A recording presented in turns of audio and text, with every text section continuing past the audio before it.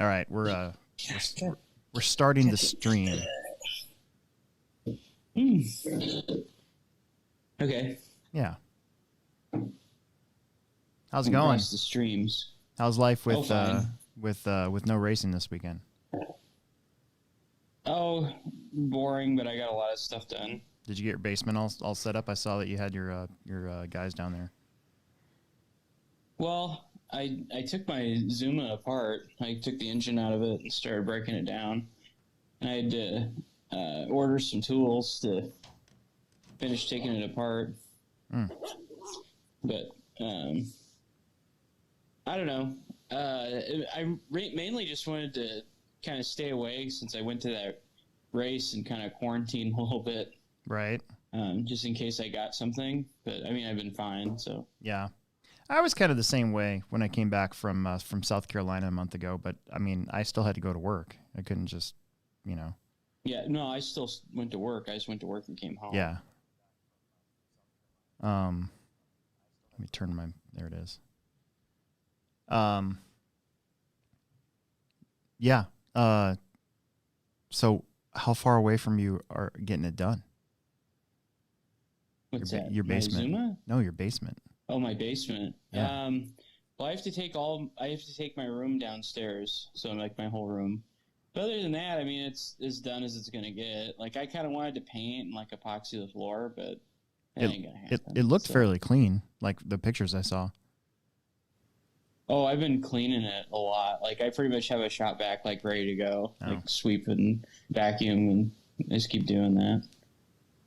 But yeah, I hopefully in the next couple weeks or so, because I had to fix my air compressor on Saturday, and then I took another load of my dad's stuff over to his house on Saturday. And then what else did I do? I did a lot on Saturday. Fixed a leaf blower. Like my dad gave me this steel leaf blower that needed some work. I fixed that and used the leaf blower to clean up my yard. And it seemed like there was another thing that I did. But then yesterday, my wife, she got this espresso machine from her grandmother. I guess it was like $500 when it was new, and they still sell for that. So it didn't work, and I fixed it. I've just been fixing everything. You're like a Jedi, like you're like Anakin, where he knows how to fix things.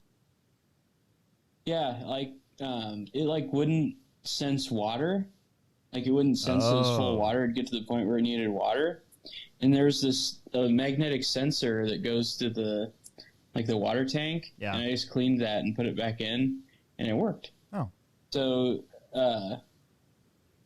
the funny thing is, it's like Sunday night, it's like 7, and I'm like, let's fire this thing up. And so I pour some like coffee beans in it because it like grinds it and then makes it, and then it dumps the grounds after it makes it. Mm-hmm. And so I made like 3 cups of coffee, espresso coffee, and was it good? I drank all 3 of them at like 7. It was really good. You're like, I was up until like, yeah, I was awake till like 3 o'clock Yeah, I was awake till like 3 o'clock this morning. Like I ain't even kidding. Like I was just laying in bed from midnight to 3, like just scrolling my phone, trying to sleep, and couldn't go to sleep. You're my tweak to my Craig. Yeah, I was tweaking. Oh man, that's a new high for me. Like I've never been that jacked up on coffee before. Like I mean, like shaking. I tried breaking the kickstart habit last week. Speaking of that, and do you hate life right now, dude? I couldn't do it. I'm such a pansy. I went 2 days, and I was so irritated with every little thing possible on Wednesday at work, which is not a good place to be irritated with every little thing. So I finally broke down and got out of there and went to the BP across the street, 2 kickstarts, drank 1. Within like 5 minutes, I was happy, and I was like singing I was like singing lyrics. Yeah. So That's funny. I don't know. Yeah. So I was like awake forever, and I went to work got up at 7, went to work, and I was okay until about 3:00. Yeah. And I just started dragging. So I've been really bad Thursdays now. So we do the after hours, 9 p.m. on Thursdays normally. By the way, it's Thanksgiving Thursday, obviously, so there will be no after hours at 9 o'clock on this upcoming Thursday. There could be, because we're not going anywhere or doing anything for Thanksgiving other than here in town. But I should do some family time. It's Thanksgiving, you know. Yeah. No, I have Thanksgiving off, Black Friday off, and then the weekend off. So yeah, here I'm going to start us off because I'll talk about Black Friday a little bit. Pivot's going to be 2.5. 2.5. All right. 2.5. 2.5. What can we do for 2.5 minutes? I don't know. Okay. Dude, what? Go ahead. Do you remember those games that they had on your phone? You don't have an iPhone, so I know I guess don't you have an iPhone. Hey, we could play. You should download. What's that game that Emerson got me playing now? Among Us. You should download Among Us. We could play Among Us on. I just deleted it. Oh really? Yeah, it's not that fun. I don't understand it. I don't understand why it's so fun for my son, but he played that nonstop when we traveled last month. Game's stupid. It's kind of dumb, you know. I don't know. I don't like how everything just stops and you have to like talk to each other about who's the imposter or whatever. I'm like, why can't we just keep playing the game? Just comes to a stop. Yeah. Anyways, all right. Sorry, I had a beer burp. You had a beer? Yeah. One of these boulevards again. Their version of nice. Their version of Blue Moon, basically. It's what. So I forgot my Kickstart at home, so I'll drink it tonight when I'm working on my stuff at home. But I needed something to drink, so got myself one of these. It's okay. You know. Emerson's here with me too because he's out of school right now. So. Oh really? Yeah. So, who's all there? Richard, Margie, Emerson, me. Gretchen had to work. Gretchen works every Monday, so. Okay. Yeah. All right. Well, this is hello everybody. This is Alex Sturgeon with the Hobbytown HobbyPlex, your race director / part-time, not part-time, full-time. I'm going to start over. Full-time hobby enthusiast. This is Alex Sturgeon, Hobbytown HobbyPlex, and here for the HobbyPlex Show podcast. We're streaming live on YouTube and recording for the proper, cool, edited show that comes out on Fridays. With me, as always, is my good buddy, Will Brinton. And we're here to talk about mostly stuff that happens around the Hobbyplex, but also maybe some RC news or, I don't know, sometimes even nothing, just whatever floats our boat. This show, as always, is sponsored by Pivot Lending Group. You can find them at pivotlending.com. And if you call them up, ask for Don Zoller.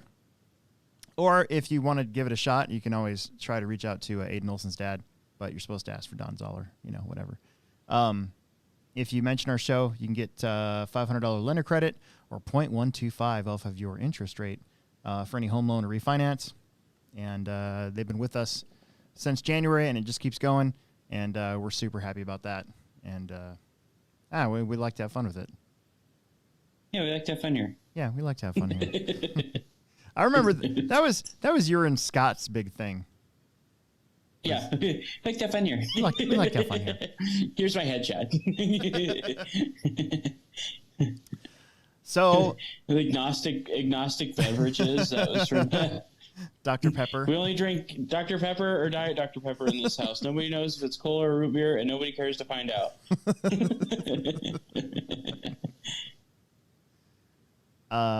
My sister and my son are out there making like shadow puppets. At least she's keeping him occupied. That's nice. What were we gonna say? I was gonna say, what's that in the refrigerator? It's a Pabst Blue Ribbon. Kenny puts the Pabst Blue Ribbon in the refrigerator so they drink it and then they get arrested, right? That's so they get arrested. Oh, one gag that they haven't really kept up on the show was the gluten-free. I know. But I guess, like, I haven't seen anybody with a PBR, because, like, even, like, the next season, like,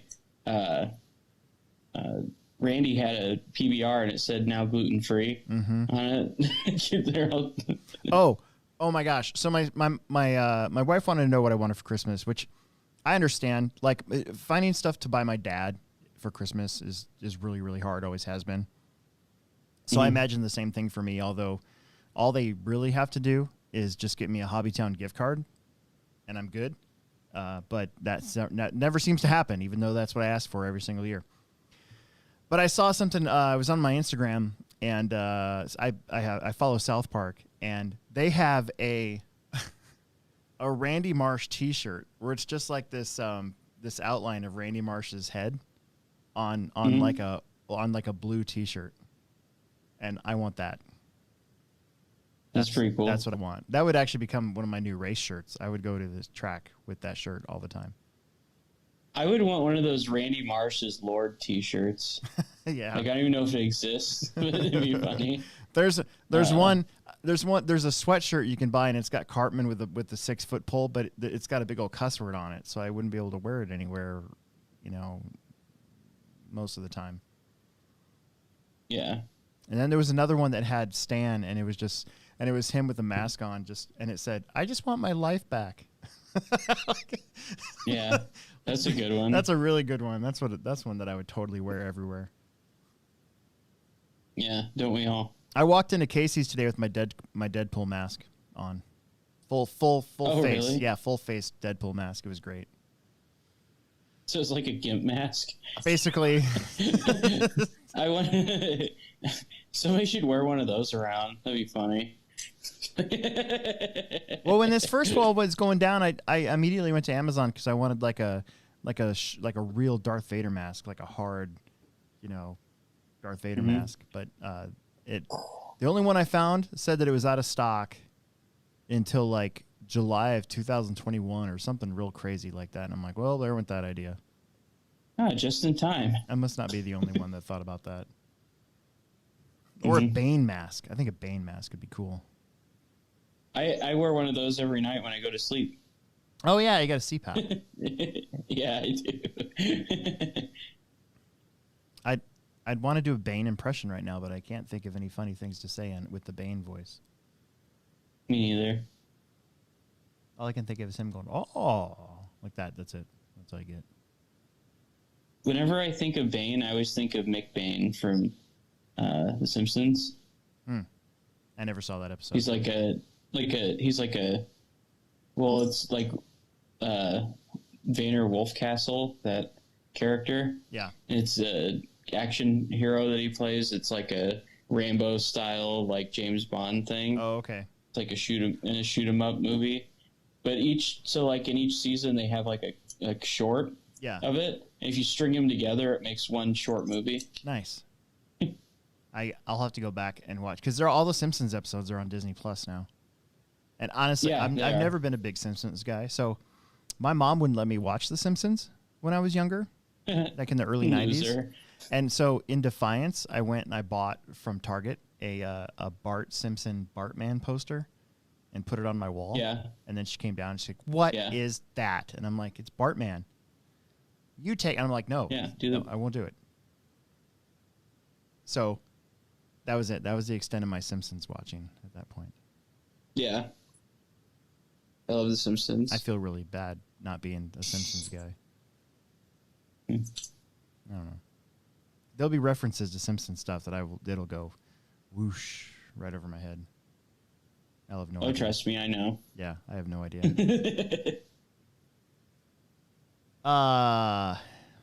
What did I want to talk about? Oh, one more thing before we get on to RC stuff. Remember last week when I was like talking about 007 a little bit? And No. you don't? Was that on here? I thought that was on here. No, it was on the Oh, it was on the previous What's one? New Wednesday. Oh, you're right. It was on a What's New Wednesday. I commented on that. Did you see my comment? I did. You're like the Earth is flat. Yeah, because you were talking about that telescope. Yeah. And you're like, you can see the curvature of the Earth. Yeah, right. The Earth is flat. No, okay. So it just so happens that because we don't have cable anymore, right? We cut cable. We've got streaming services, so Disney Plus and Hulu, because you can get them as a bundle. No more precious cable TV cable. Yeah, I don't watch any because I had this like routine where I'd come home and I'd turn on and I'd watch I'd flip back and forth between whatever South Park episode was playing on comedy, and I'd flip back and forth between Fox News every once in a while and flip by CNN to see go and then I'd flip down to Sports Center for a little bit and then go and then just like go back to South Park and then eventually go to sleep. I haven't done that for a really long time, but anyways, so we've got we're using digital TV, right? And there's all these channels now. There's like 100 and something channels that you can find just free on digital TV. And there's a couple movie channels, and one of them had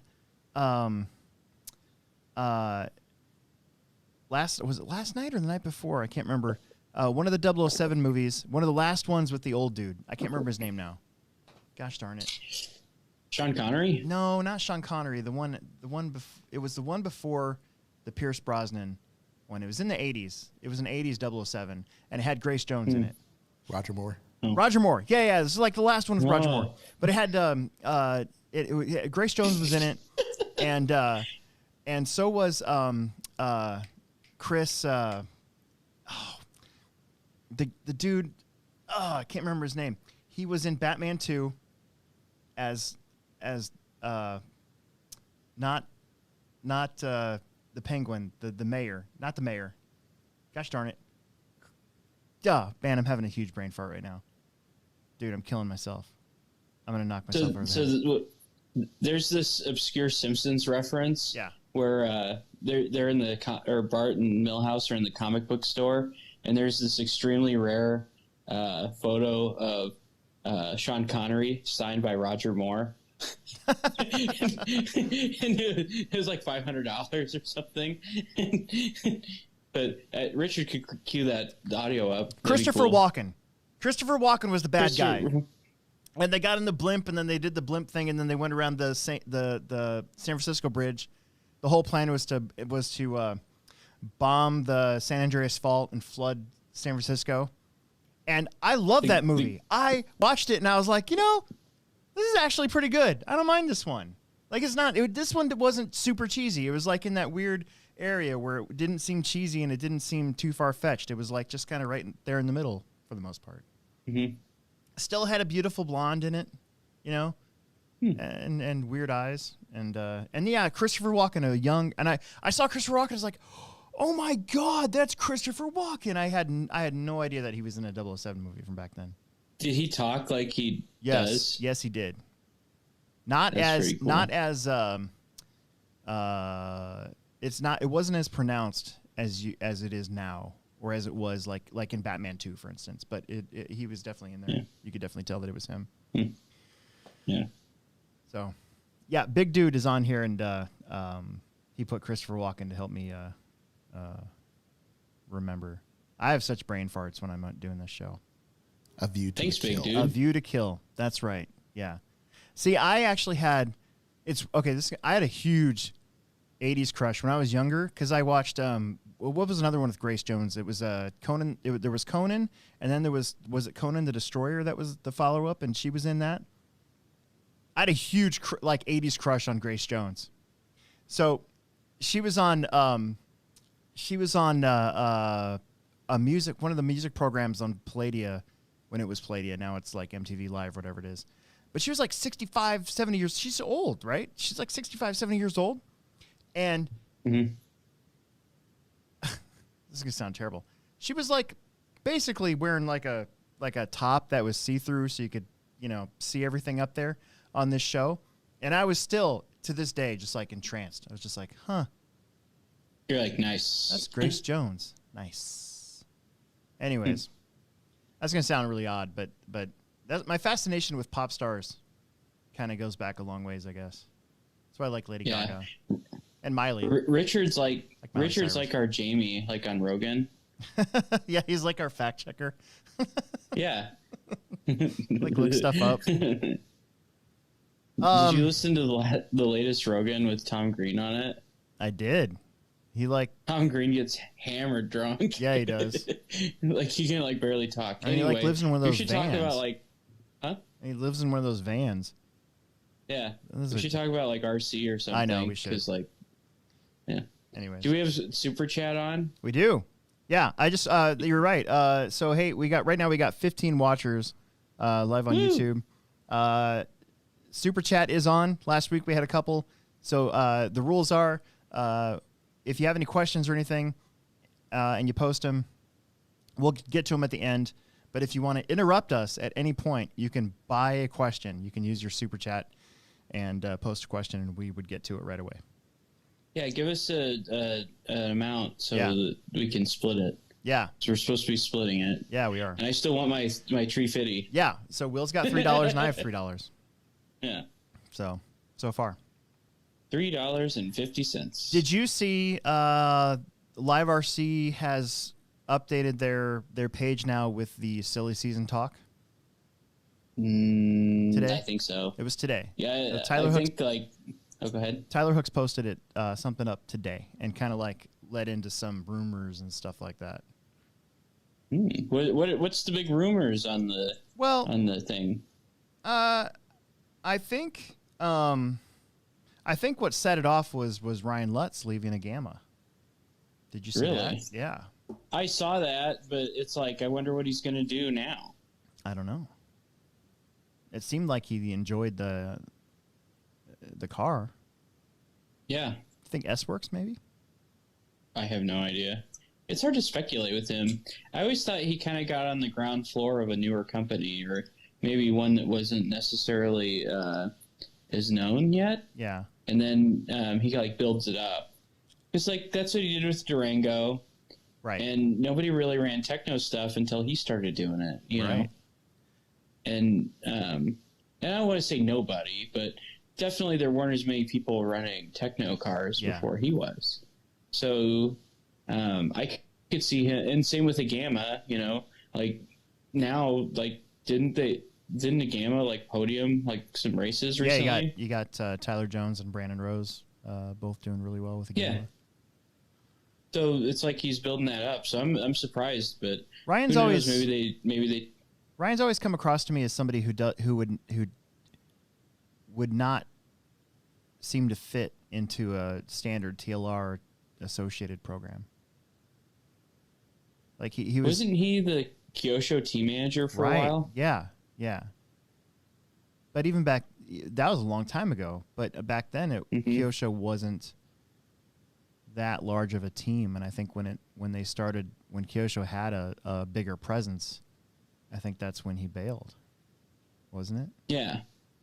Right. So I could see him trying, like, if there's another up and coming company that maybe a lot of people don't know about, or maybe isn't as popular yet, I could see him trying to build that up. Yeah. You know? Yeah, that'll be interesting to see. It's kind of weird how that goes around like that. The Gamma's a good car. I've driven one. I've driven a couple. They always drive really well. And obviously, I've never driven one, but can't they be- look nice. They can't be garbage if Tyler's able to consistently do well at these large events. No, I So. have a feeling it's one of those brands that maybe doesn't get enough recognition. Yeah. But And then there's a little tidbit about Mayfield because Yokomo has been slimming down their race team so much. So yeah, that'd be weird because what do you think? I think the whole reason why he's at Mugen is because of Adam Drake, right? Didn't I read that? Well, I mean, that was kind of I don't know. I don't want to speak for him, but that's what I thought. That's why he went to Losi, Yeah. was to work with Adam Drake on the 8-scale program. And then, like, it was as soon as he got on there, they TLR. I don't know I don't know how Adam Drake left, but he went to Mugen shortly after TLR, or shortly after Mayfield joined TLR. So, I don't know. It'll be interesting to see what happens. I don't know. What do you think is going to happen to Mayfield? I don't know. Yeah. I'm more interested in what's going to happen to Yokomo. Like, if the Yokomo's slimming down their team so much, what does that mean? Like, you know, because for a long time, Yokomo wasn't a presence here in the States. Like, when I was growing up, the only Yokomo you'd ever see is the 4-wheel drive, because they didn't make a 2-wheel drive because of the agreement with Team Associated. But there wasn't like a Yokomo team here in the States. Basically, if you ran an Associated car and you wanted to run 4-wheel drive, you would run a Yokomo. Yeah. You know, and now we have this kind of cool Yokomo presence that we've had is kind of the, you know, I put Yokomo along with like X-Ray. You know, they're not necessarily super mainstream, but they're another option for people. Yeah. So I don't know. I think that it's one of those things that, like, maybe Yokomo might be more popular in pockets. Right. You know? It's fun, you know, because the first big company to get out of racing or really slim down their racing team was Tamiya. Yeah. You know, and that was what, 4 years ago? Yes. Because I remember trying to think at convention, Tamiya was there and they had like their racing products, and one of the cars they had was the 2-wheel drive mid-motor buggy. It was like their answer for it. And when they had it there, like, it had just came out and it was already kind of behind. Yeah. And it came with Phillips screws. Yeah. And I was like, man, I just don't see them being in racing for very much longer. And then they weren't. So, well, I'm trying to remember if Reinhardt was running a Tamiya in 2016 when I was in China. I think he was, and I think that was the last race. I think that was like it. So I think it has been almost 3 to 4 years. I bet you they haven't lost any units of sale because of that, though. Well, racing probably isn't their probably has never been their big money maker. Well, it's probably always, I mean, racing like, on a pro level. Yeah. Right. On a pro level, that was the TCS series is their bag. And so local racing, kind of run what you brung style kits, or I mean, like, build it up and run it type stuff. And then models. Because, like, Tamiya models are top notch, you know? Yep. And their paints. It's my paints. Yeah. As somebody who's making who's converting a Boba Fett Bandai into the Mandalorian and is using like flat chrome for his for the Beskar armor, Tamiya paints are really good. Oh yeah. I'm so giddy. I got it. I'm gonna have a Mandalorian model. Yeah. But I guess back to Yokomo though. Sorry. I mean, so is 10 scale off-road racing really their big thing? No. I mean, they have a huge presence in the drift side of things, like in scale stuff. Yeah. You know what I mean? I guess like pretty much drifting. I mean, drifting, I consider that to be like a on-road version of rock crawling. See, that's the thing. That's the other thing though. Like Yokomo's really, at least I thought they were really, really big into drifting. Like you should see all the drift stuff on A-Main when I'm going through it. Like I ordered it. I've ordered it and we've sold several of these 2-wheel drive, rear drive Yokomo drift kits. Mm-hmm. So I don't know. I hope. I don't know if they're just going to maybe just contract a little bit, or hopefully not go away. Because remember, Masami's not there either anymore. Yeah. Masami left over a year ago. Yeah, when I saw they let Masami go a year ago, it was kind of like, well, let's see what happens here. Yeah. Because they make tires though, don't they? Like off-road tires? Or Kokomo? maybe they don't anymore. I thought they used to. They used to. Back when the nubs were like, the size of my pinky finger. Yeah, but I thought they made like carpet tires now, or like AstroTurf tires. Well, I mean, maybe and things they like do. that. Maybe they sure. do out of necessity. Yeah. So I was just trying to think of other things that they make. Yeah. But, I mean, they just came out the BD10. I mean, that's a good on-road car. Yeah. Hopefully somebody buys the Atabi Arena and keeps it the same way. Because don't they own that? I think so. It's like, yeah, I thought they owned that, but I could be wrong. If somebody knows, tell us if I'm wrong. But yeah, I thought that was, I thought that was their race facility. Yeah, pretty sure it is. So I don't know. If Ryan does go somewhere, I don't know. It'd be weird, not weird, but like, if he was going to stay at Mugen, then what would he do for a 10 scale? That'd be the thing. It's kind of like a Jared, like he's at Techno. So what does he do with 10 scale? He runs the Techno wheeler and then the associated buggy. Mm-hmm. Maybe it'd be nice to have that kind of freedom. Yeah. Yeah, I don't know. I mean, maybe when you get on that level, you can kind of pick and choose what two-wheel you're on. Yeah. I don't know. So. I mean, who knows? I mean, well, whatever team he goes to, I'm sure they'll be lucky to have him. Dude, he's my favorite driver, like as a person and then as a competitor. I always try to unlock my inner Mayfield when I'm driving. Yeah. I was trying to think who my favorite driver is, and I don't know. It's tough. Yeah. I think I think Jared probably would be up there.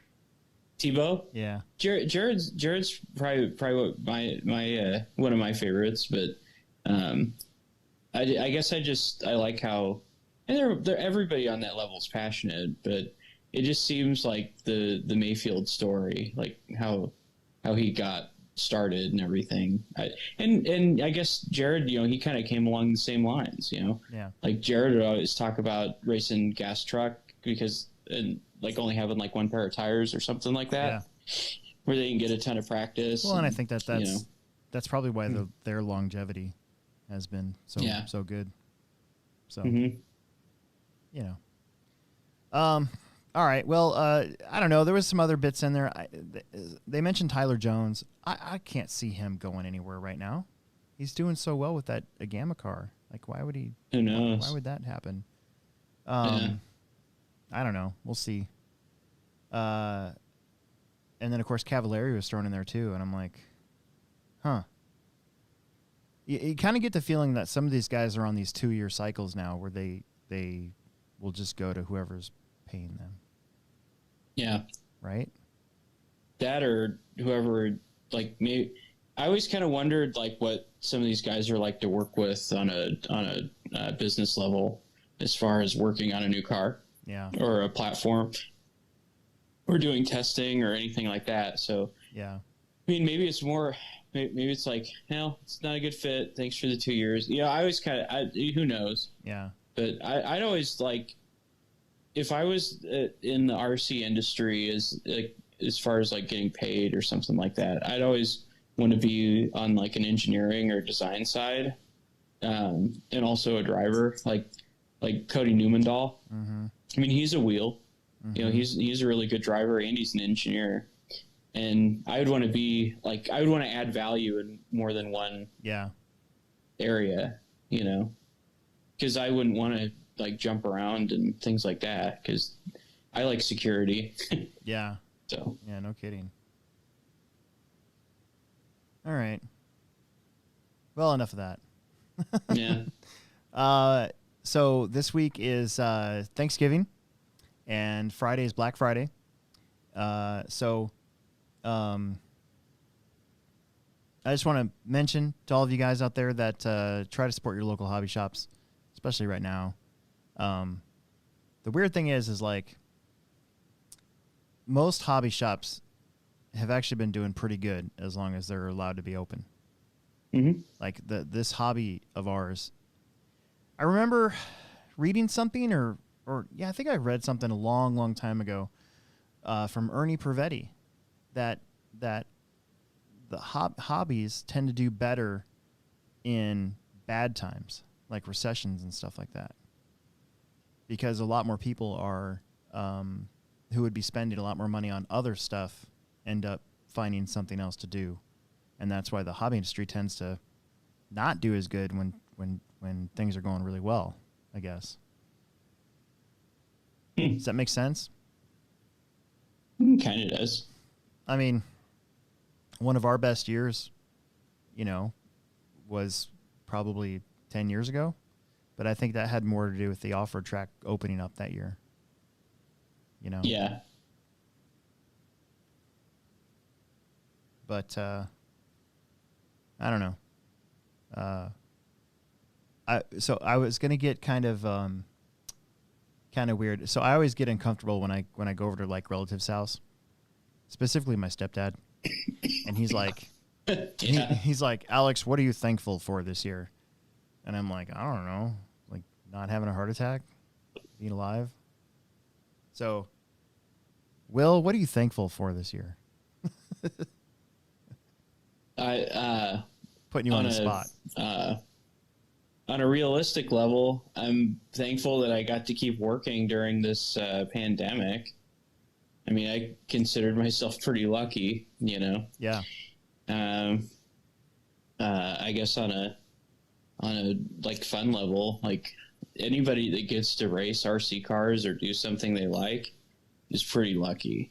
There's a lot of people that aren't that fortunate, and they have to, they're living paycheck to paycheck, and getting a Netflix account is kind of like oh man, $7 a month.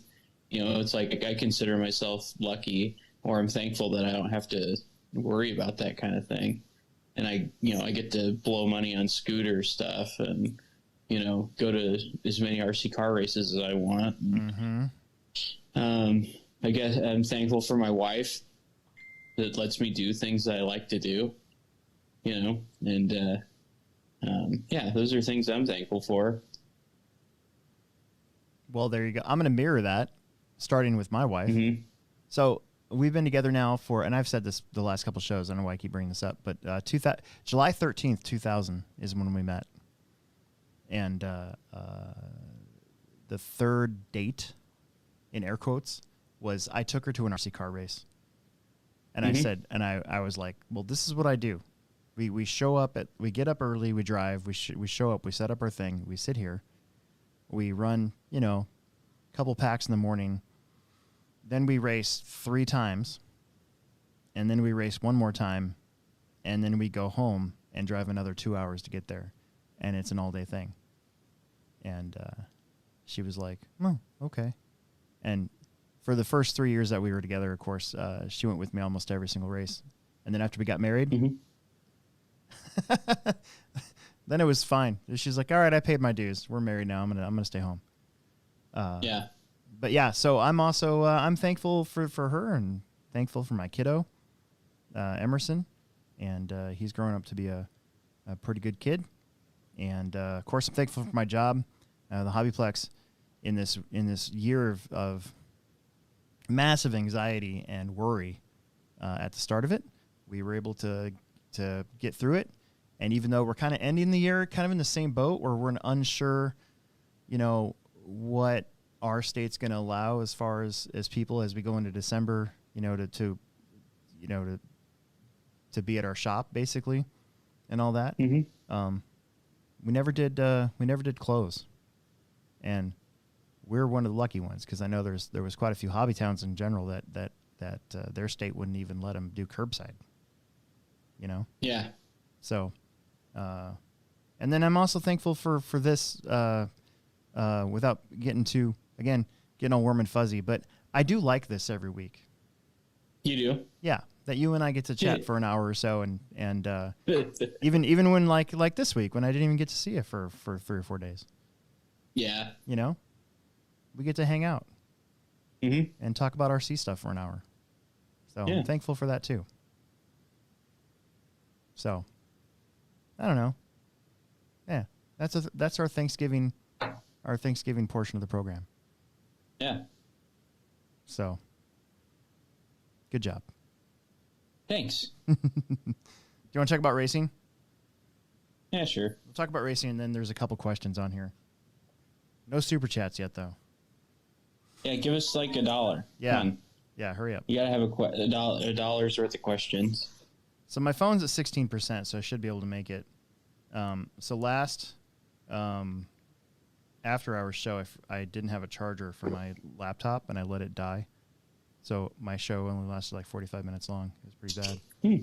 Yeah. Kind of dumb, because I thought I left it at the track, and I went to the track to go get it the next day, and it wasn't there.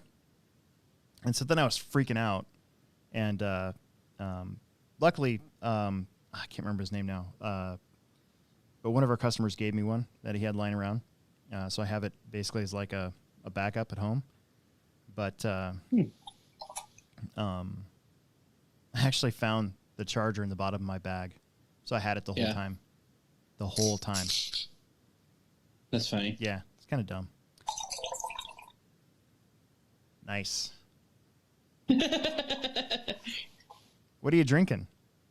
This is a bubbly, like a water thing. Bubbly. But I'm drinking it out of my Associated Reedy powered big mug thing that Tracy Howard gave me the last time I went to the Reedy race. Yeah, that looks really cool. I wish I had one of those. Yeah, I've actually never seen another one. She's like, when I went to the shop, I told her I was coming, and she just brought it down with her and gave it to me. It's nice. like, man, I love coming here. Yeah, I need to come here more awesome. often. All right, so we had a interesting weekend of racing. So Family Friday Off-Road, we had our biggest turnout of the years, of the fall, I should say. We had 54 entries. We had 28 Plex speckers, so we're too short of me going and buying everybody cupcakes. So, and then on the Carpet Off-Road Syndicate, because we were competing with like 2 or 3 other events going on. Like Tom Rennernecht was way down in Florida for that race, which we didn't talk about, but that's okay. It's down there. Then there's a race up north. They had a good turnout. So even with that, we had 57 entries. That's pretty good. Yeah. So I was still okay with that. And then the Winter Series, the Onward Winter Series, this is a weird one to me. They only had 35 entries on Sunday. And I don't know. I feel like they should have more. I don't know why that is, but my wife just texted me. What is her problem? I don't even know what that is. Oh, she's mad. I think this is the toaster. What'd you do? Well, okay, so we'll take a minute here. So I have these frozen hash brown patties that I love. They're really good. And I ask for them all the time whenever we go shopping. But I toast them. I put them in the toaster. I crank the toaster up to like 7 or 8, and then I put it down, and then I let it cook. You don't turn it up to 11? 7. About 7 is about right, without burning them. So she's mad at me because little pieces of the hash browns go down in there, and then the next time she makes toast in the morning, then it burns, and it smells up the whole house. And then we have really high ceilings. We have cathedral ceilings, right? Well, you know what? Whoever thought it was a good idea to put a smoke alarm at the very top of cathedral ceilings needs to get punched in the crotch, like just whack, right, full fist, ball punch, because right in his or hers. That's crotch. true. Sorry, yeah, his and hers. Yeah, sorry. I'm so sexist. We're non-binary. Yeah, we're non-binary here. But my God, if one little dribble of smoke gets up there and it turns on, then it turns on the whole thing, and that's the one that you got to shut off. We got two other ones where you hit the button and nothing happens. They still go. So you got to have. We ended up finding this super duper long pole. I think used for like window cleaning or whatever, and we used that to reach up there and shut it off. It's the most annoying. Change the batteries. It's the most annoying thing in the world. You ever have to change your battery in one of the smoke alarms? Well, here's what we do. So the Bennington Fire Department will come and change your batteries out for free if you ask them. Huh. So she calls them. They come over when they have time, of course, with a taller ladder, and they go up there and change it. I just get up there and do it. God, that's so helpless. Dude, I'm scared. You're so helpless. I am scared to death of heights, so I'm not going to be doing that. I'm not afraid of heights. I'm afraid of the falling. Yeah. Actually, I'm not afraid of falling. I'm afraid of the stopping. Right. Yeah, exactly. All right, so real quick, we'll go over these results. So Friday night, let's see.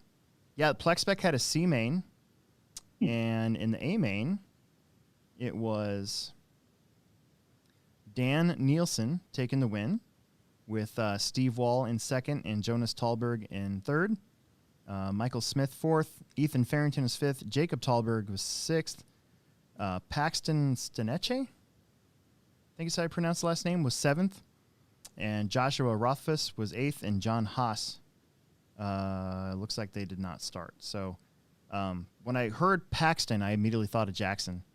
But it wasn't. Yeah. This is an actual person named Paxton. Not That's Jackson. funny. Not Jackson's nickname. Right? Right. Two-wheel drive mod buggy. So I got to race. I missed the first qualifier because we were busy and I had to work.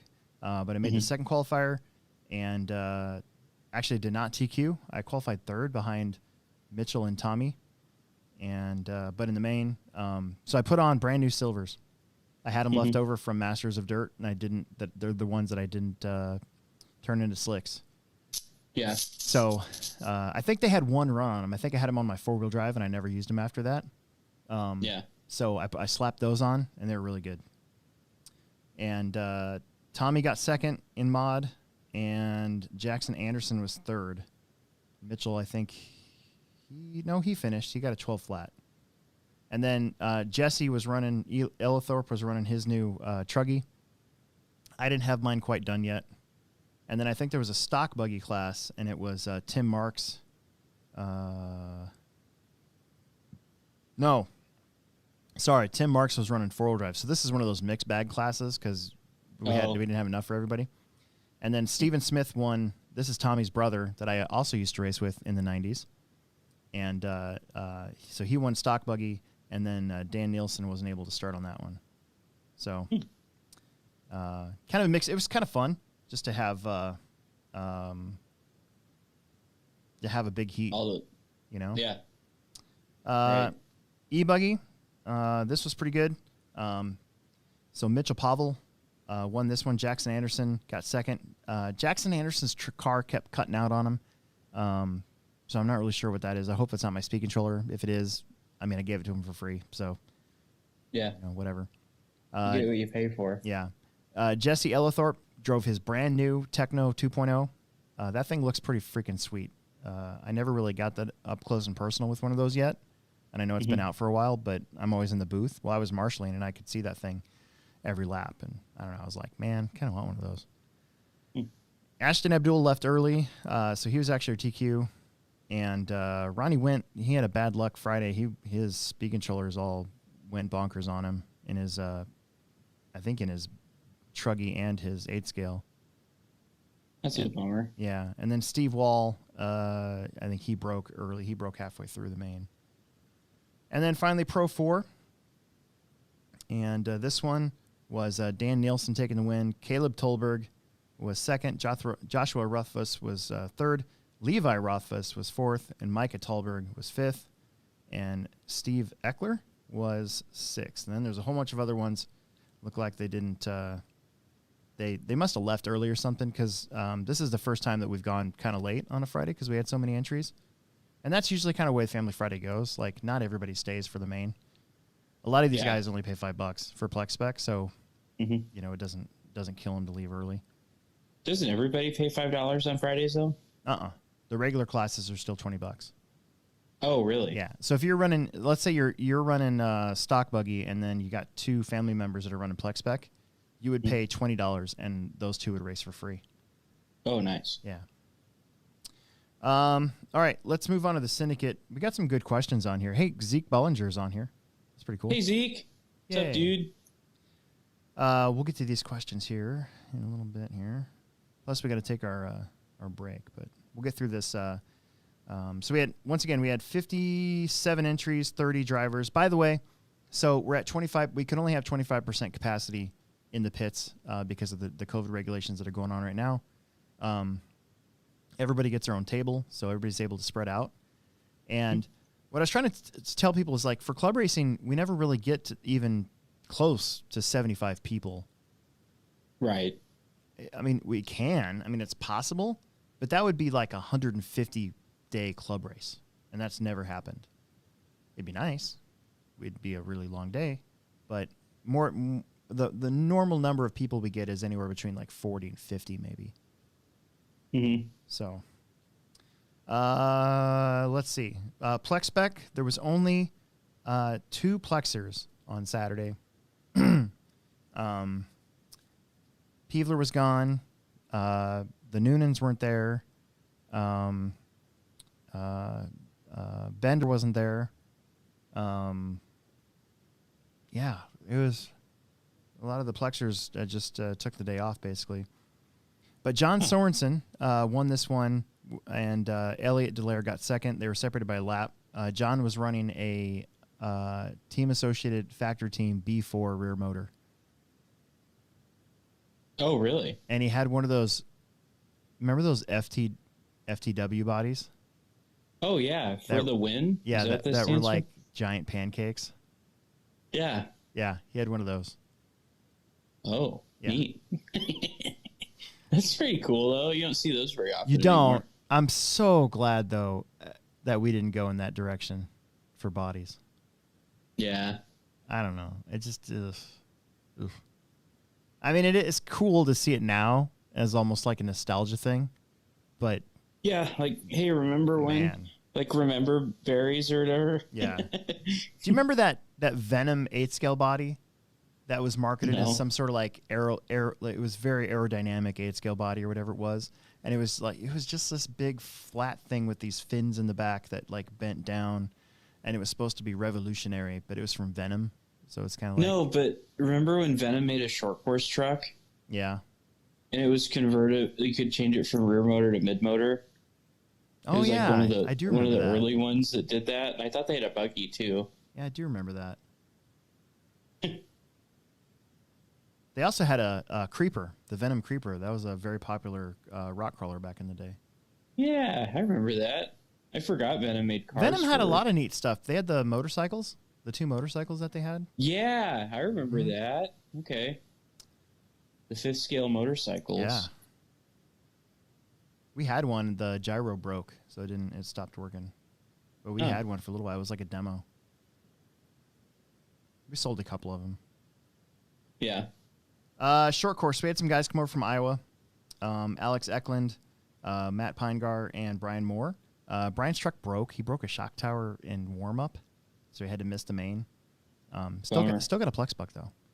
But nice. Alex, his trucks always look good. He had that new Proline body.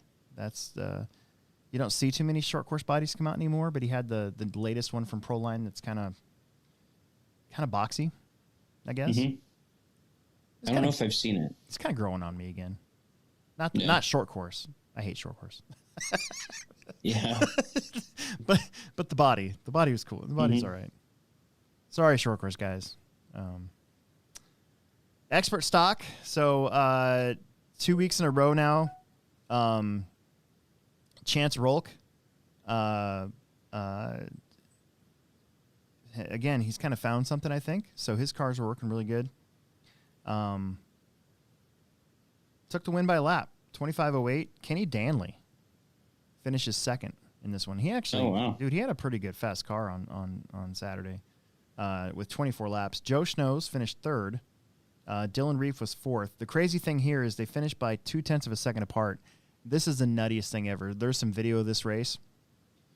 Dylan like crashed on the straightaway as Joe was coming down behind him, and crashed just enough so that Joe slipped by him by the loop. Oh, really? Like Dylan had third, totally had third, and I set up a jump before the straightaway, and that caused a few more crashes. I probably won't do that again, because sometimes the guys that would overshoot it would land and crash and stuff, and that's bad on the carpet. Yeah. But yeah, that sucked for Dylan. I don't think he was too happy. Yeah. Phil Palmer was 5th. Rod Case was 6th. Rob Connor was 7th. And Jake Poteet was 8th. Chance pretty much led this one from the get-go. And then we move on to Stadium Truck. And I missed the first qualifier because I forgot to put a transponder in. My son and I are sharing transponders, and I didn't have one in there. So I was just like, screw it. Just go ahead. I thought there was 2 heats of truck, so I could just jump into the next one, and then there wasn't. Oh, yeah. That's a bummer. Yeah. But I did drive the next one, and my truck's working pretty good now that I got a gear diff in it and got the proper diff height. So it's pretty easy to drive nowadays. So I took this one. Alex Eklund was 2nd. Brian Moore was 3rd. Phil Palmer was 4th. TJ Williams was 5th. Josh Ryan was 6th. We only had 6 trucks Saturday. And then 13.5 four-wheel drive. Once again, Chance Rolk took the win in this one, although this time he kind of had to work for it at the start. So there's 2 videos online, one from Rod Case, and I believe I took one. And it was a little bit, everybody was kind of bouncing off one another at the start of this one. But once Chance finally got out in front, he stayed there. Nate Hogenmiller qualified 5th, finished 2nd.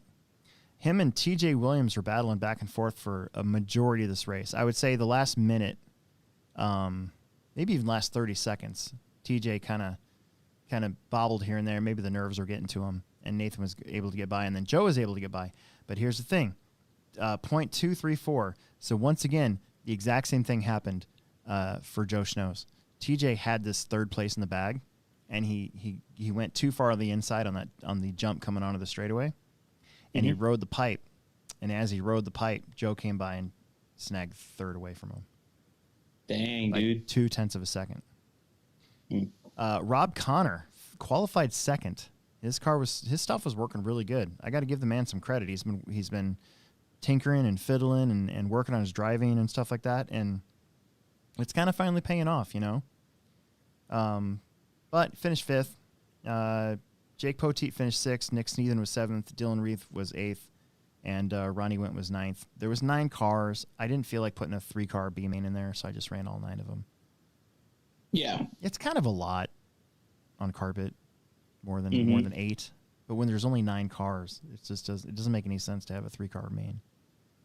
Yeah. I feel like that's almost totally like agree with that. I kind of feel like that's almost like a slap in the face to the bottom 3 if you put them in their own main. Yeah. You know, just throw them in there. Now, if there's 10, to me, that's a little bit more reasonable having 4 cars. Because then there's 2 losers and 2 bumpers. Mini T. So Mini T was fun. We let the stock guys cut the track a little bit. So Derek Wood was the only mod, so he had to go around this one part of the track. And it didn't really matter. He ended up winning. Jake Poteet won stock. John Sorensen, and basically all of his kids. Zach too, and his last name's Knutson. Finished 4th, and then Hector and Luis Sorensen finished 5th and 6th. So they basically got Mini Ts and decided to come out and race, and did, and it seemed like they had some fun.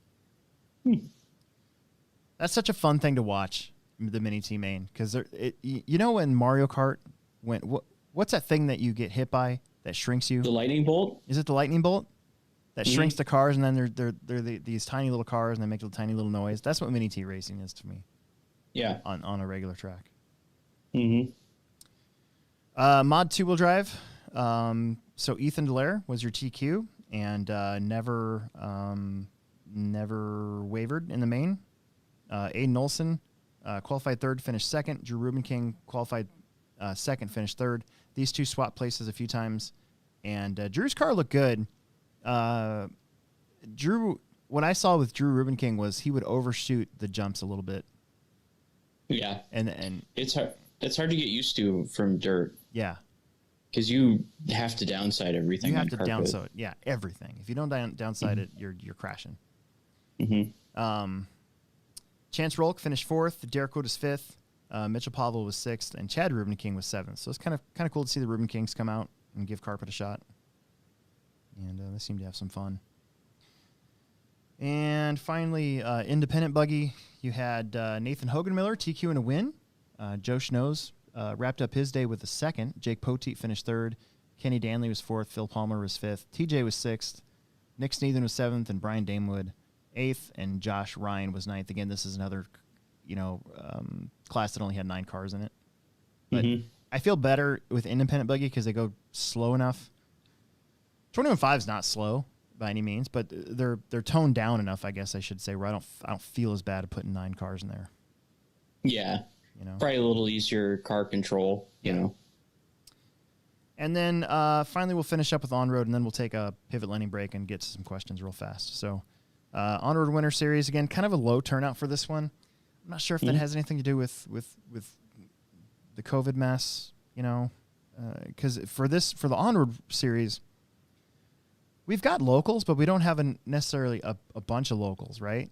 It's basically the same guys that race on Wednesday. And then you get the guys that come from out of state, from Missouri, from Iowa, from South Dakota. So maybe they just stayed home. They just decided to stay home on this one. Yeah, maybe. Well, didn't they have that, wasn't there, another trophy race going on? For carpet? Yeah. I don't think so. Huh. Not that I'm aware of. The only carpet track I know of that's anywhere near us would be Fastlane. I don't think they had anything going on. Oh, on-road? On-road, yeah. Oh, yeah. No. Not that I know of. Yeah. Then. Sorry. No, that's okay. So TCS specs. So this is a class, again, where they use TTO2 cars, and they have to run basically everything to Maya, I believe, and they can only run a certain battery and a 21.5 motor, and I think it's the locked-in bill motor.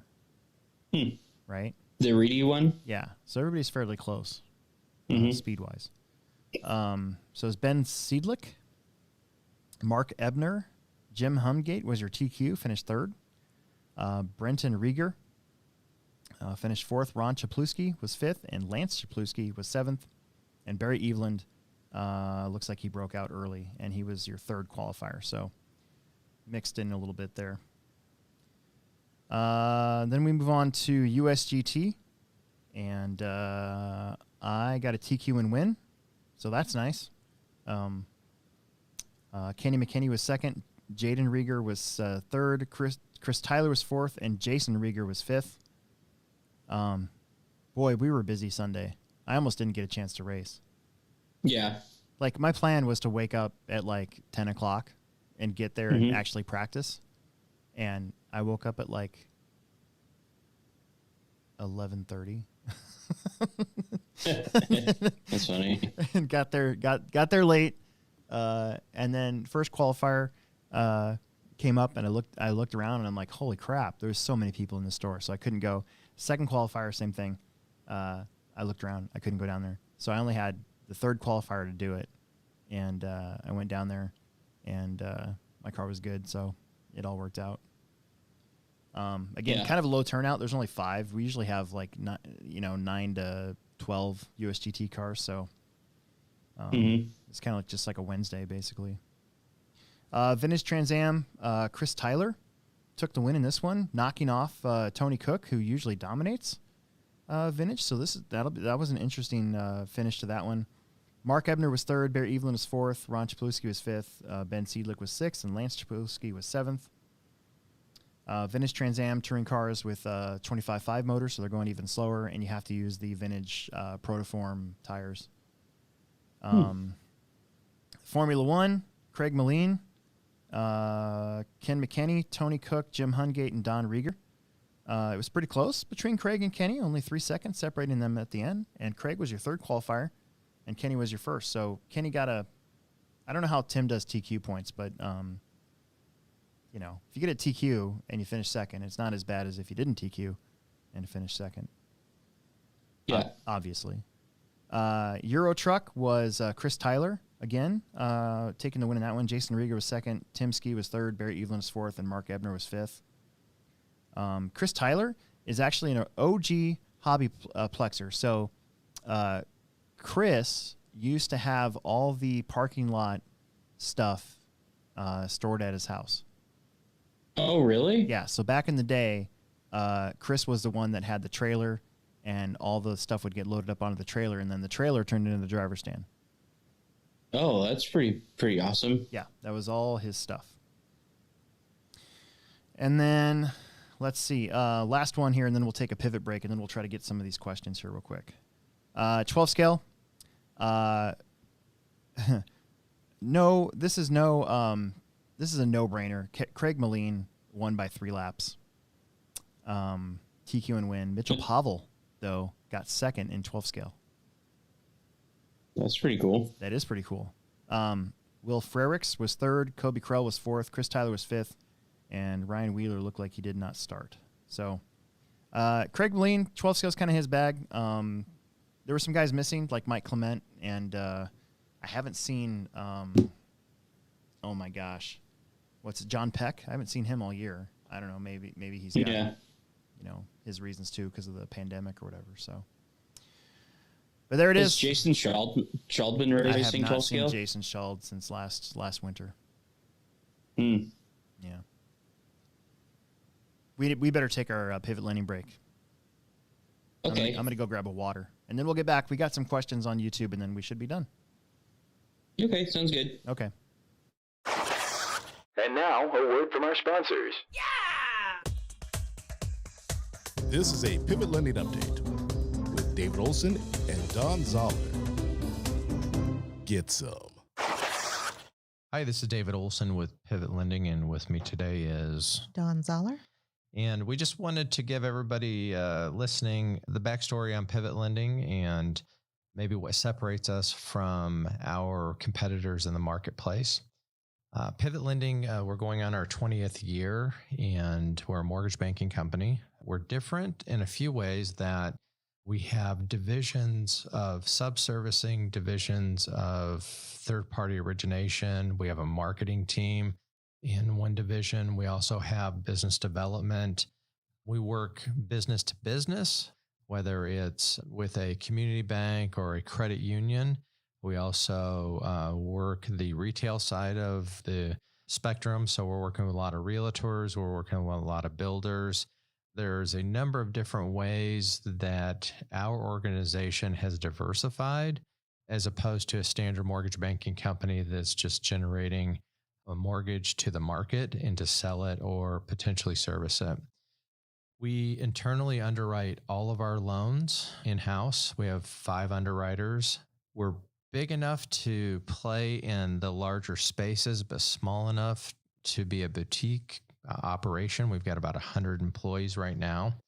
We are in California, Arizona. We have offices also in Wichita. We're in Kansas City, Omaha, Colorado.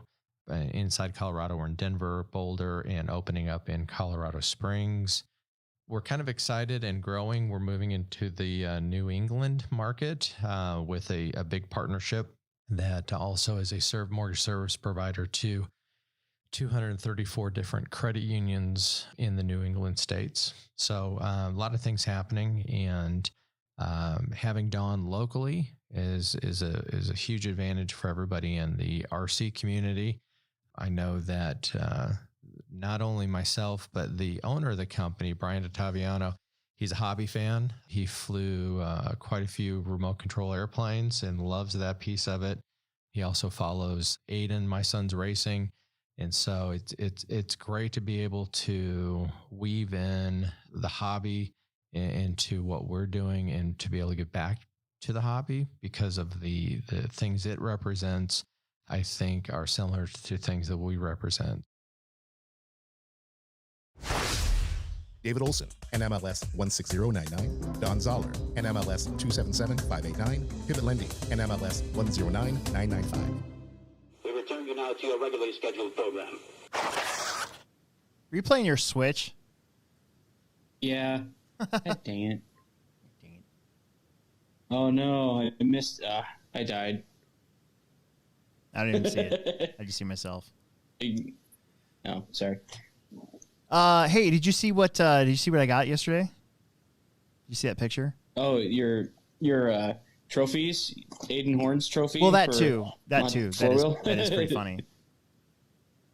I was like, "What's this one?" And I looked at it, Mod 2-wheel drive A main. I'm like, I didn't race Mod 2-wheel drive A main. No, I got a low-C You're comp. like, heck yeah! I got a low-C comp crawler yesterday. Oh, I had cool. to beg Gretchen. So okay, full disclosure, I'm driving around on expired plates, like really expired plates.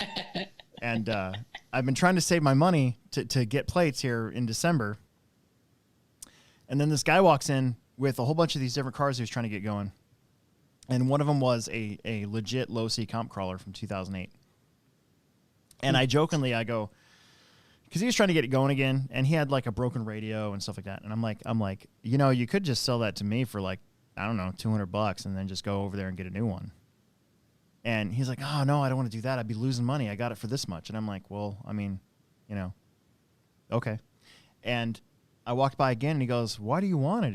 And I'm like, is it just like because it's cool? And I'm like, yeah, it's just nostalgia. It's just, I have a body for it at home. And I told him the story about how I sold mine for way too little money way back in the day to Marty Stepanek, the guy who used to own the Bellevue racetrack, RC Motorsport, and how I kick myself every day for selling it so cheap.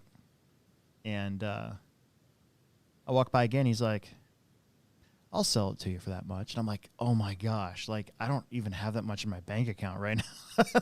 So I had to get on the phone and beg my wife to transfer some money into my account.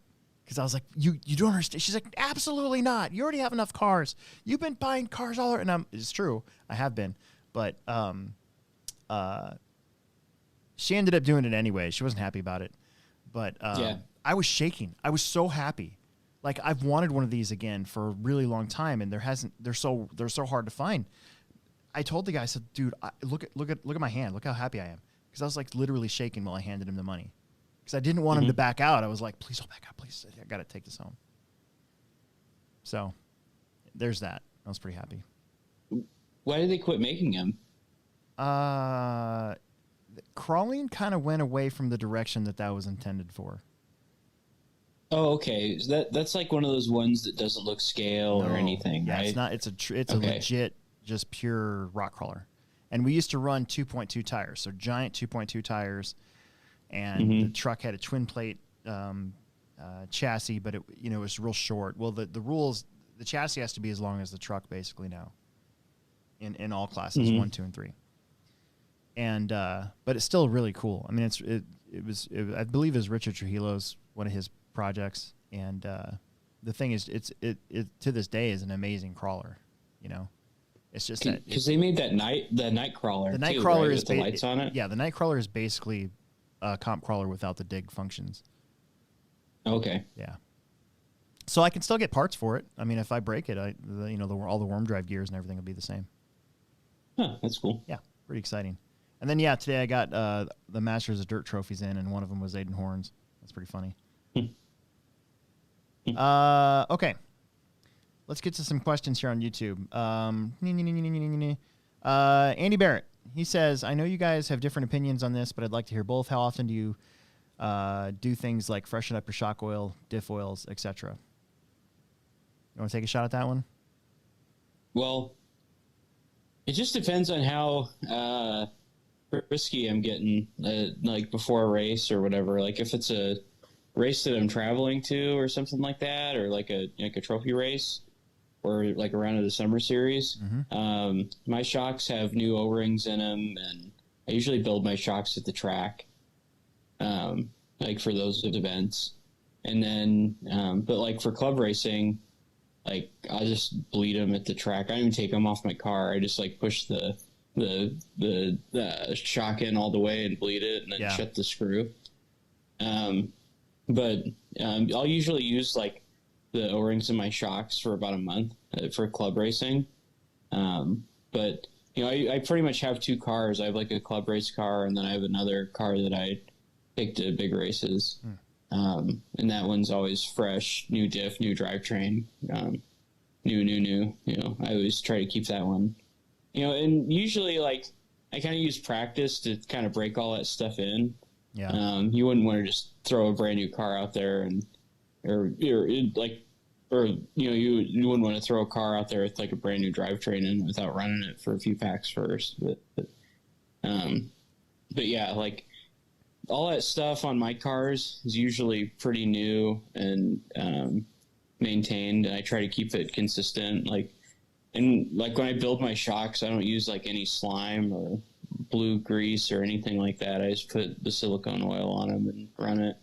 Because like all that stuff actually kind of binds the shocks up a little bit over time. So it's actually, for me, they're smoother. Like from week to week if I'm not going to rebuild them. Right. Like I don't do any of that. Yeah, I think for me, in the summertime I use the summer series as a alarm clock for when I need to like redo my diffs. So on my tool drive cars, I'll rebuild my diffs pretty much every summer series, so once a month. And I'd usually do the shocks that Friday if something's not feeling right, I'll redo them. For club racing, I don't think I ever touch my cars. No, I kind of have a club race car it's all like, kind of blown out or whatever. Stuff's a little sloppy. I think it also depends on the car too. Yeah, like the grip's not really there to really have a lot of that stuff make a huge difference. Yeah. But like the Losi 4-wheel drive, I noticed if I raced it every week, it needs maintenance every 3 weeks. That's kind of what I came up with. I feel like it needed 3 weeks of maintenance, so it was like I could feel the rear diff not work as well, like every 3 weeks. Yeah. So. I like my gear diffs. They're usually fresh, like with new oil in them. Like except for the center, because like I run 500K in my center diff. Yeah, and that's kind of hard to change at the track. But I'll top it off. But the front and rear diff, those are like they just been like even like Friday night club racing. Yeah. Those will have new oil in them, and then usually before the main. Like, it just depends on how much time I have to, like, for a club race. And the other thing, too, like... I would like... 8-scale cars, I think, require way more maintenance. Yeah. No, it's definitely true. Yeah. But, like, I'll usually run my car for the 2 qualifiers and then drop the diff oil and then put fresh in it for the main. We've got a super chat. Oh, really? Okay. Yeah. So Nick Nuthouse, $5. Wow. Yeah. Novice returning to hobby, getting into carpet buggy. What car and what motor do I want? Well, I'm going to tell you get a V6. Yeah. 0.2, the carpet edition. And the reason is that stock setup and, just throwing out, it has like all the stuff in the kit you need to be competitive with it. That car just doesn't take a lot of extra stuff. Yeah. And like Kenny Danley, like he was running something else and he got a B6 and now he's, contending for wins or, he finished second having good runs. And I would say, I mean, that's kind of like a benchmark that I'm using for some in recent history on carpet. I would say if you can find a used any B6, preferably a B6.1 or B6.2, but if you can find a used one of those, or if you can find a used Team Losi 22 5.0 AC, the carpet edition, I think you'll kind of be in the same boat. I think if you get a dirt car on the Losi side, you got to buy so much stuff right off the bat to get it where you probably would want it on carpet. But I think the reason why Will immediately went with the B6, not just because he's sponsored by Associated, but because that car, for the most part, like you don't, if you even if you get a dirt car, the gear diff's $34.99, and then you can just drop the diffs, and you're close to what you would want to run on carpet. Mm-hmm. And then as far as a motor goes, I mean, I would say a 21.5 for sure. If you're going to run, Oh, yeah. if you're going to start in Plex spec and then move up to independent on the carpet, 21.5 is where you want to be. 21.5 motor is not crazy fast. It's not slow. It's very controllable, and it'll let you grow into something else. If you get a 17.5 motor, you can still run that in Plex spec, but then you would have to run expert stock buggy, which can be intimidating, sometimes frustrating, because the closing rate from the guys who are really good to the guys who are just starting out can get so fast on carpet that you're basically getting out of everybody's way every couple corners. Yeah. So 21.5 motor, any brand. I'm not a big brand specific motor person anymore. They can all be good, but we at the Plex for our 21.5 class we allow any 21.5 motor. It doesn't have to be locked end bell or anything like that. Okay, let's see. There was one here, real quick. Opinion on JQ and Adam Drake's club racing vlogs. Have you seen them? Because I have not. I'm guilty of not watching them. Nope, I've never watched them. I need to watch one. It keeps coming up on my Facebook feed.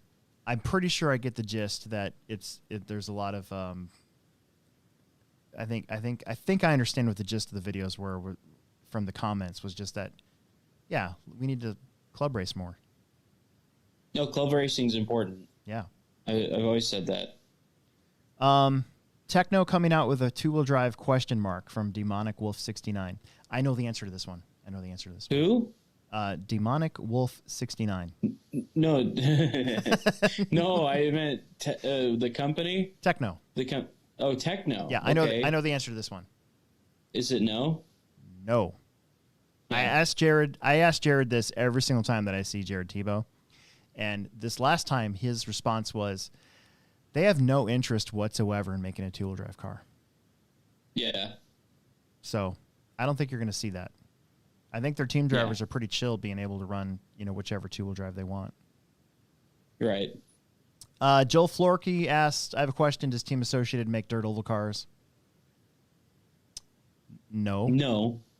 But as far as conversions go, you could get a V6.2 or whatever. Yeah. And convert it to the pretty much most of the dirt oval cars that you buy that are conversion kits are conversion kits for the V6. So we were talking about this, and one of the reasons why not all of the oval world's gotten away from, say, like a Custom Works car, for instance, which was the benchmark standard, but there's a lot more conversions out there nowadays that are using parts from a V6 or even, I've seen TLRs or whatever, custom made ones. Well, yeah, there's that Team Velocity kit. Yeah, that Team Velocity kit's cool. But one of the reasons why is because the suspension setups in those cars can soak up a little bit more of a track like ours. Like our dirt oval is never going to be glass smooth, ever. It's just not the way that our dirt is. So,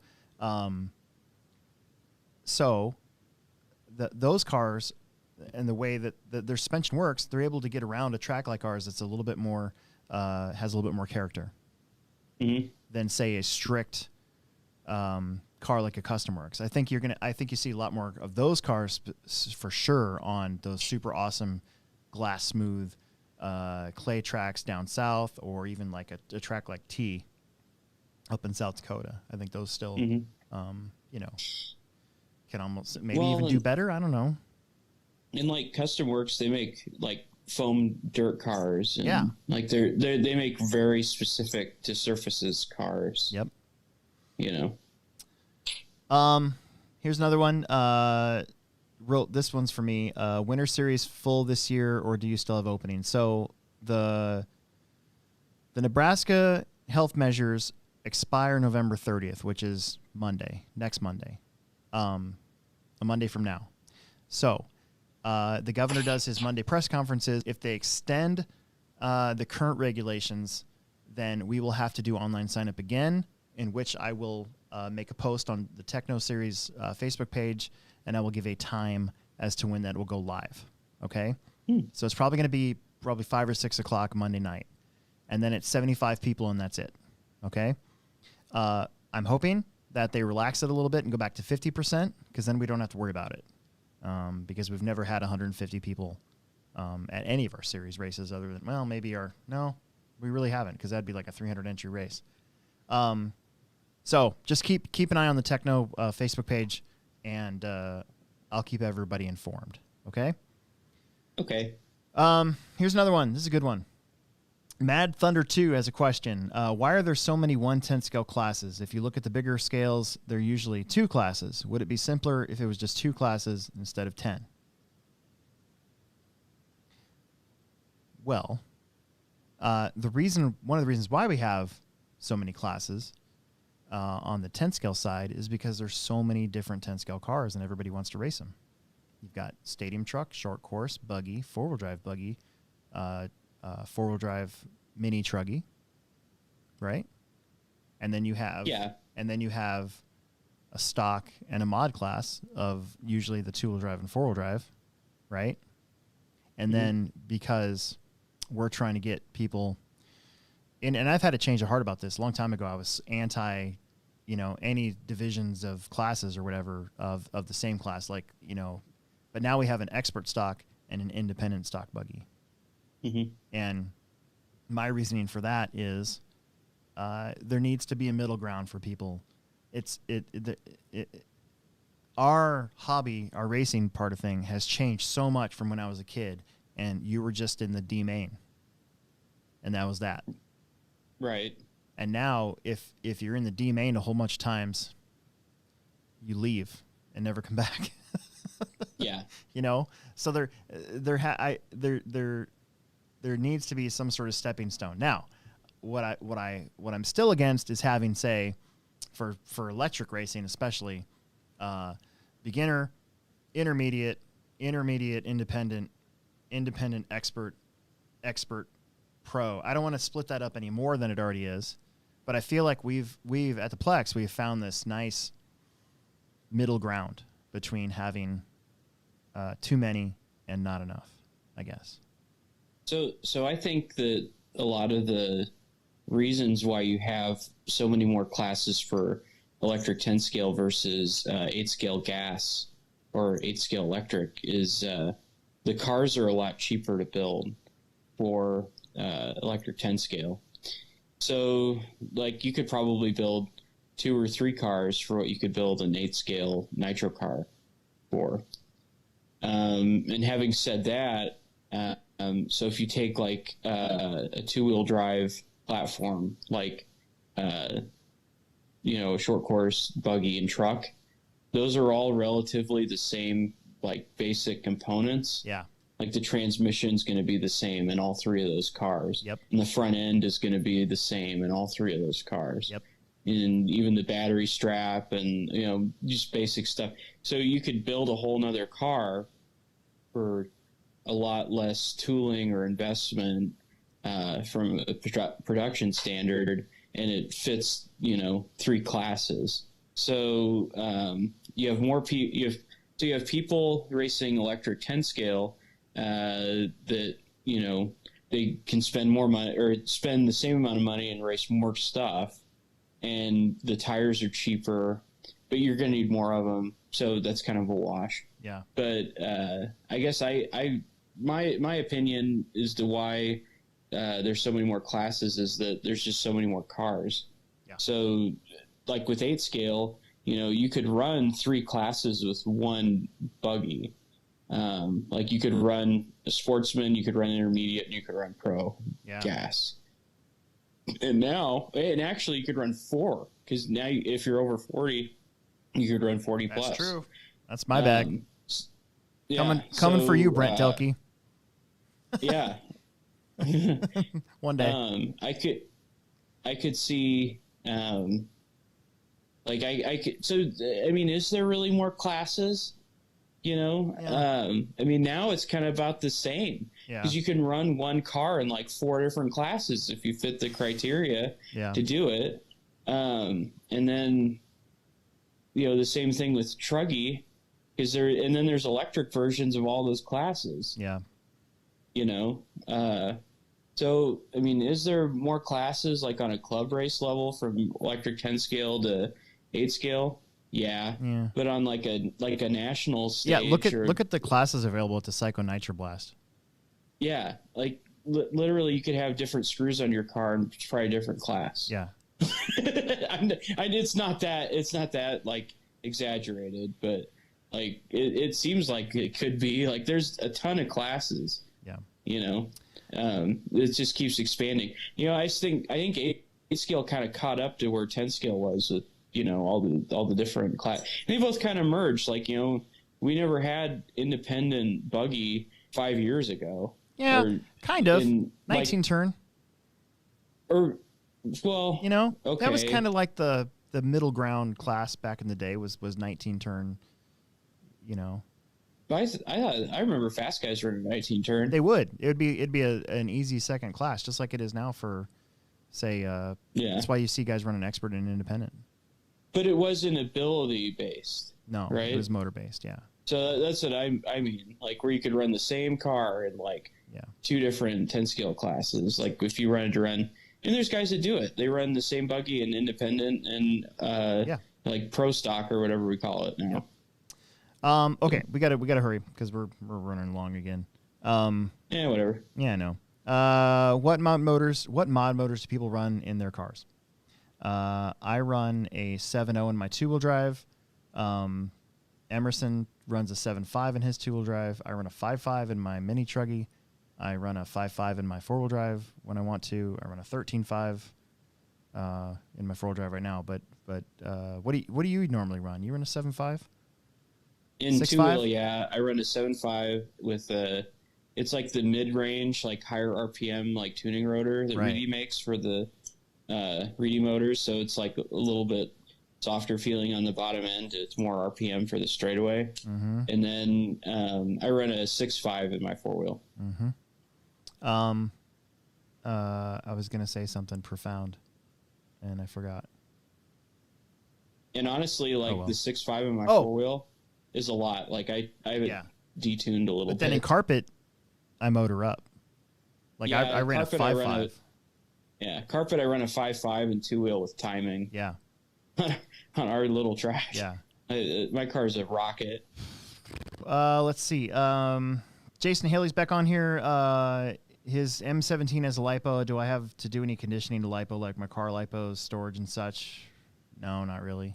Just don't let it run dead. I don't. Yeah. I don't think so. It's a 1-cell, so you can't really screw up a 1-cell that much. Will Nitro RC ever make a comeback? I don't think Nitro RC ever really went away. I think locally, club race wise, it did. But if it's hard to club race gas. Yes, if you look at our Techno series, it's doing well, and it has been for the last 3 or 4 years now. Yeah, that's why Electric 8 Scale is so popular on Friday nights, because bashing wise, Nitros went. But I think it's the same reason. They're finicky, and dumb stuff happens for no reason. And if you're a basher, you just want to go have fun, and not screw with stuff as much. So I think there's still that one guy that'll always argue with you, like, well, that's the part of fun that I like, is being able to tune it. And I'm like, okay, well, that's you. That's cool. But for 80% of the other people that come into the store, they just want to buy something and go out and beat the crap out of it.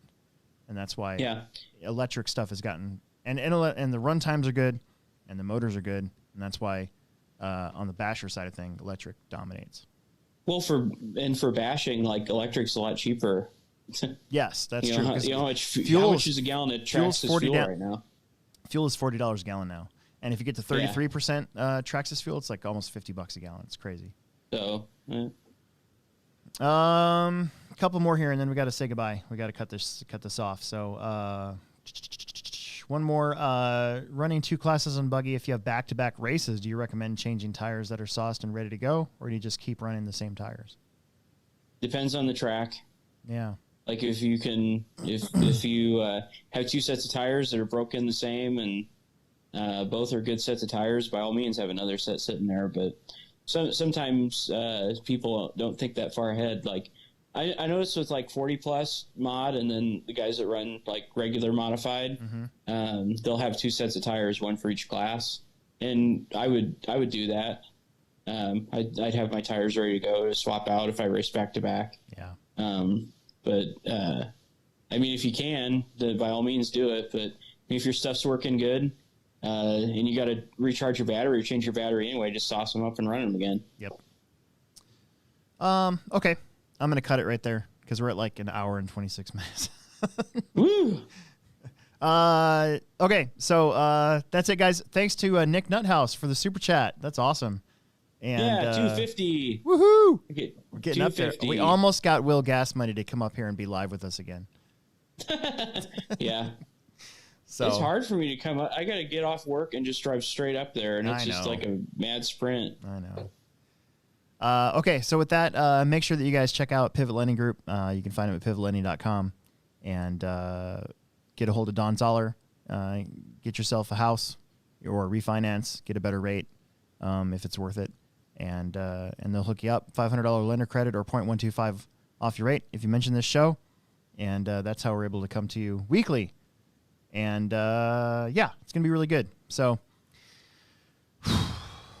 yeah, we got a lot of questions in on this one, so that was really good. Make sure That's to check awesome. out After Hours at 9 o'clock on Thursdays next week, because this Thursday is Thanksgiving, and I'm taking that night off. So there you go. Yeah. Be thankful for something. Yeah, Think about it. Yeah, exactly. And don't forget to come into this weekend and buy stuff for Black Friday at the HobbyPlex if you're local. And if Yeah, not, buy some stuff. yeah, if not, go to hobbytown.com. Yeah, There you go. buy some stuff there. We actually get a percentage of that. I'm doing this because it's not a lot, but we do get a percentage of the online sales. So Yeah, it's like 6%, isn't it? I don't know. I don't even remember. I shouldn't have said that. All right, we got to go. All right. Nice talking to you. Missed you this weekend. Yeah, no but problem. glad I was able to win on Friday. So that was really good. Yeah, I have to come and break that streak. Yep. I can't let there be a streak. I need to come up. I know. All right, and thanks to everybody in the chat. This was fun, and we'll see you again next week. Yeah, thanks. Bye. See you guys. Bye.